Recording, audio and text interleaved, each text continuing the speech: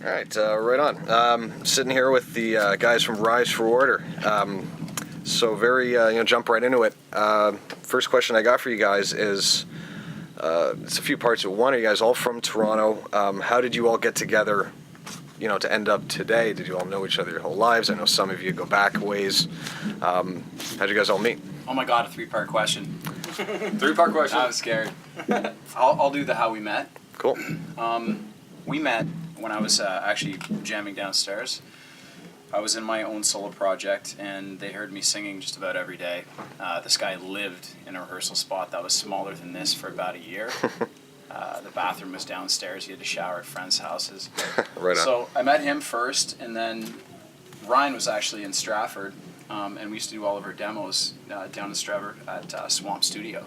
So I met him, and we liked him a lot. We worked with him for like a few years, and then we decided to add him to the group. And then Jay, of course, we lost our longtime bass player Chad Moyles. He just had to move on. Some people get to that certain age and they kind of want a family or a job or a different life. So we picked up him, and they've been the two best things that happened to us in about 5 years. Right on. Yeah, and we're all not from Toronto. Not one of us. Small town. He's from Brampton. He's the biggest city boy in the group. He's actually Indian.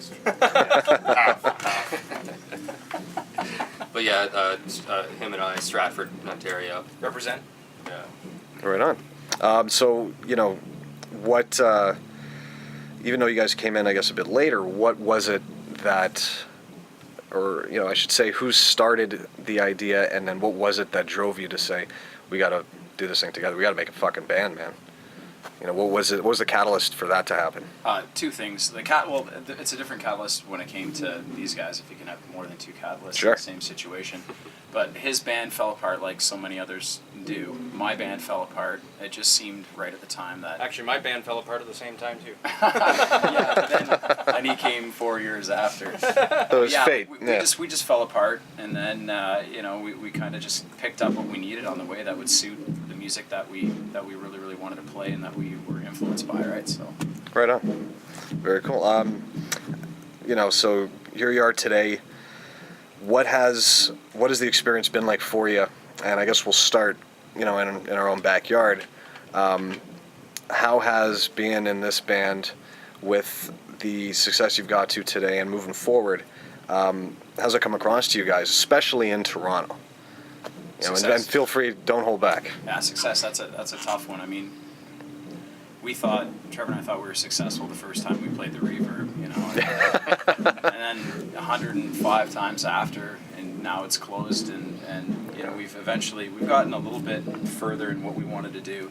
Of course, we work with Steve Thompson, and we're supposed to work with Julius for Alexis on Fire, and just little increments every single year that we had to go up a certain amount to make sure that we were on some kind of path.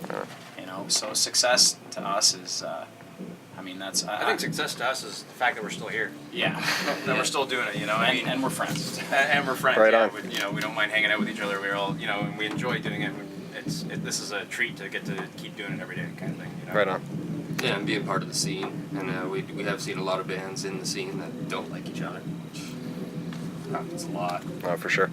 And we're alive. We managed not to die. None of us. We're past 27. He's past the 27 mark, right on. As stupid as that sounds, there's like. No, I had someone tell me that the other day. Yeah. I had someone exactly saying that. Yeah, I know how many people have died. Realize you passed 27. You're doing something right. I'm surprised I didn't, because I was all out. Yeah, for sure. So, given all that, what I guess a lot of people have a romanticized or fantastical idea in their head of, we're in a band, we're in a rock band, we move around. At the second we've gotten past the shitty little venue and moved up in the world, it's big cars and mansions, which just isn't the case. I know a lot of successful bands that are still working jobs, Still using success. It's funny. Success is a way different picture. I mean, you see all the bands and everything. They got the big cars and they got whatever. You see what you see as a successful band. But probably the main thing is that you're still doing it. I mean, that's the biggest success, that you can still keep doing it and keep going. It's a hard road. There's nothing easy about it. And that's success to me. I mean, just the fact that I'm still doing what I want to do and love it. And still, like the successful bands you see on television or read about, most of it, you're hearing what they want you to hear. You're seeing what they want you to see. You're renting the crib. That's on price. Yeah. You know, I mean, I've really noticed by doing this for a lot of my life how mysterious it actually is to a normal person. They don't really know what it is we do to be a band. Like girls that you go out with, right? They think they romanticize about, dating a musician, and it's great for the first 5 minutes, and then it falls apart very, very quick, right? Yeah. Like, we've all lost tons of shit like that.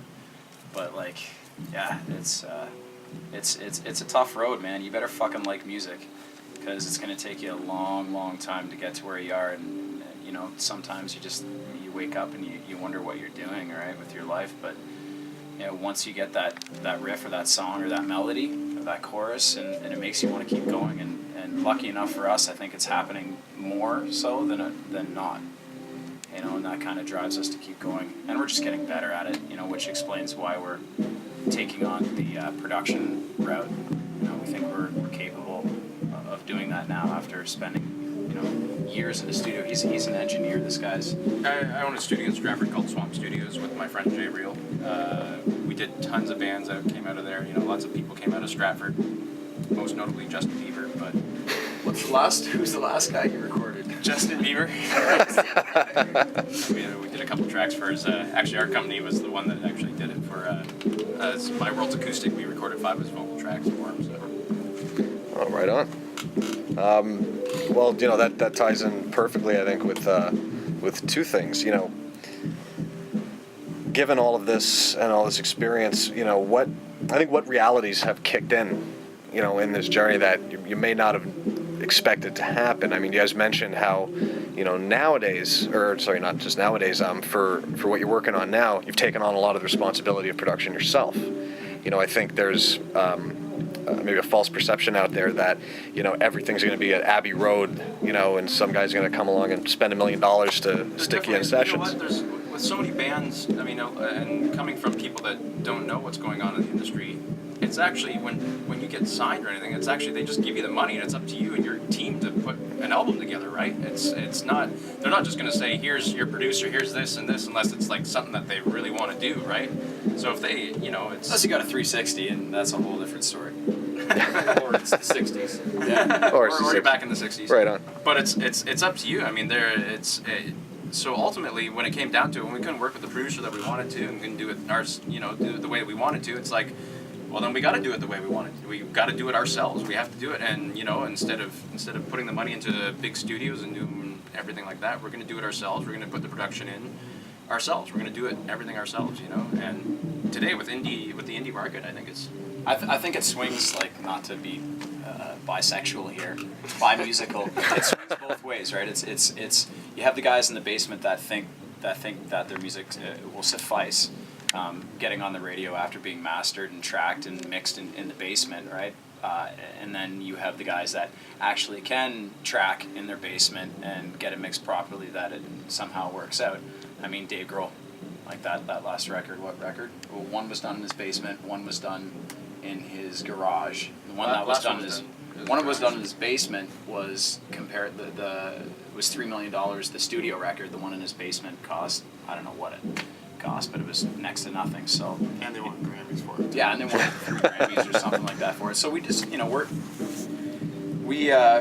further along than we probably thought we'd be.